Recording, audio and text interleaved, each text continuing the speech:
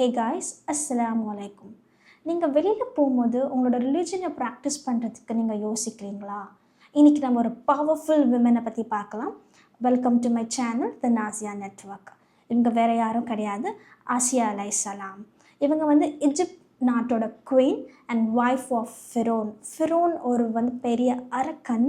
அவன் தன்னை தானே நான் தான் காட், என்ன தான் வர்ஷிப் பண்ணணும் அப்படின்னு சொல்லிட்டு ஆர்டர் பண்ணி எல்லாரையும் வர்ஷிப் பண்ண வச்ச ஒரு அரக்கன் அவன். ஆசியா அலைஹிஸ்ஸலாம் கோல்டன் பேலஸில் தான் வாழ்ந்திருப்பாங்க, லக்ஸரி லைஃப்பில் தான் வாழ்ந்திருப்பாங்க.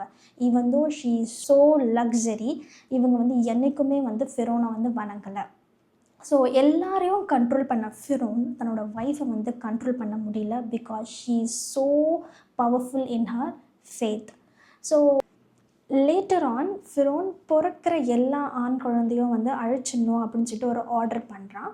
பிகாஸ் இவன் பிறக்க போகிற ஒரு ஆண் குழந்தையால் தான் அழிவு இருக்குன்னு சொல்லிட்டு இவனுக்கு முன்னாடியே தெரியும்.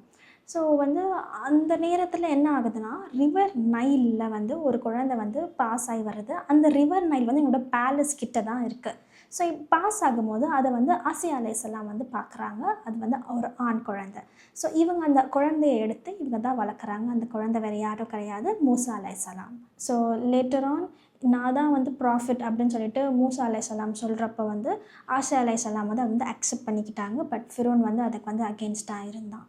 ஸோ கடைசி காலத்தில் கூட ஆசியா அலைஹிஸ்ஸலாம் துவா செஞ்சது என்னென்னா, யா அல்லாஹ் எனக்காக ஒரு வீடு சொர்க்கத்தில் கட்டிவே அப்படின்னு தான் துவா செஞ்சாங்க. இந்த துவா எப்பவுமே செஞ்சுட்டே இருப்பாங்க. ஸோ அவ்வளோ ஸ்ட்ராங்கான ஃபேத் அவங்கக்கிட்ட இருந்தது. ஆசியா அலைஹிஸ்ஸலாம் யாரையும் வணங்கலை, யாருக்காகவும் அவங்களோட இறை நம்பிக்கையை விட்டு கொடுக்கலை. ஸோ நம்மலாம் எப்படி இருக்கோம்னு சொல்லிட்டு நம்ம ஒரு செகண்ட் யோசித்து பார்க்கலாம்.